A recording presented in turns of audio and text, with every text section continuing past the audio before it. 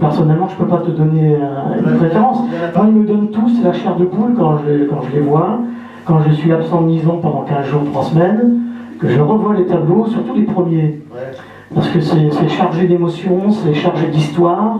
Cette période à la conserverie de Pontic-Malo, c'est pas rien. Hein. Tu sais, on travaillait dans un endroit, il pleuvait, c'était une toit percée, il n'y avait pas de courant électrique, il n'y avait rien. On a commencé à bosser là-dedans, quoi. Et comme c'était un endroit très très grand, très haut de plafond, une conserverie, c'est pour ça qu'on a fait des grands formats d'ailleurs. C'est pour pas être perdu dedans, et ça marchait, ça marchait. Parlez-nous de cette Marilyn, la Marilyn de Nison. Et pourquoi elle est devenue l'égérie, enfin, pas l'égérie, parce que l'égérie c'est la muse, c'est l'inspiratrice, mais ça a été un petit peu ça, hein. Tout le monde l'a peint. Tous les membres du hangar qui sont rentrés dans le hangar l'ont au moins peint une fois. Sauf toi. Ça va venir. C'est vrai que c'est devenu un petit peu c'est un peu comme le patinage sur glace. Il y a des figures libres et des figures imposées. La Mangose est une figure imposée. Pourquoi? C'est tout simple. Parce que, elle représente quand même un personnage très fort, très typé. On m'a dit, mais c'est un moine tibétain, ça. J'ai entendu ça à Paris la semaine dernière, jeudi dernier. Je présentais la Mangose à une assemblée de cadres bretons à Paris. Il y avait 200 personnes et je présentais la Mangose. Je dis, mais c'est un moine tibétain. Je dis, non, c'est Marie Cariou, Marie Guernay. Parce qu'elle est très typée, et c'est vrai que les femmes bretonnes à l'époque étaient un peu sévères comme ça. Je ne l'ai pas connue évidemment. Elle est décédée dans les années 60, je crois, 1960.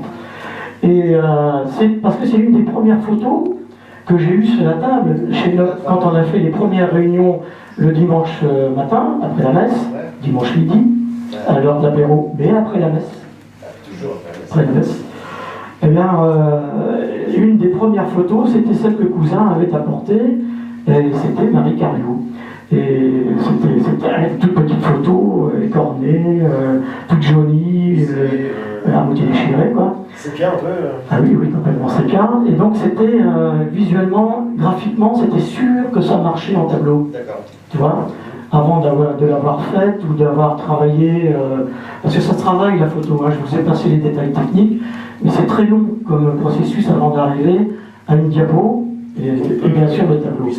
Il y a vraiment un travail de longue haleine là-dessus, et je savais que ça allait marcher, parce que c'était très graphique, et elle était très partagée, noir-blanc, donc forcément en couleur ça allait marcher. Donc c'est devenu un petit peu notre image de marque.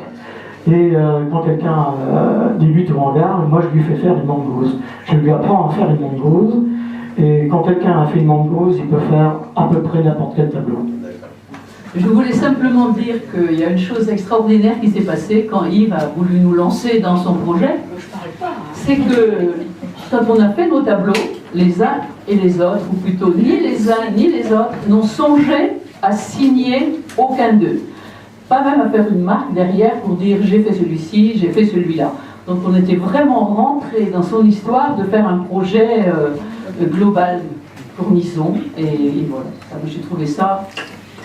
Et après, deux choses extraordinaires, parce qu'on a des cimaises incroyables. Les murs des maisons le jour du pardon, et les arbres le jour de la fête des cabanes. Bravo.